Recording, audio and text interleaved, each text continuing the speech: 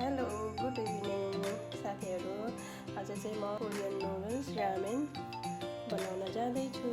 हटपट भनौँ या हटपट भनौँ, यो लिएर आएको छु मैले। त्यसपछि यहाँ धनियाँ, लसुनको पत्ता, अन्डा, ससेज अनि यता चाहिँ मैले साग राखेको छु। यो चाहिँ तोरीको साग एकदम कलिलो छ। अब म पकाउन सुरु गर्छु। यहाँ चाहिँ मैले ससेज जान्दैछु अनि थोरै तेल राखेर चाहिँ मैले अन्डा फ्राई गरेँ।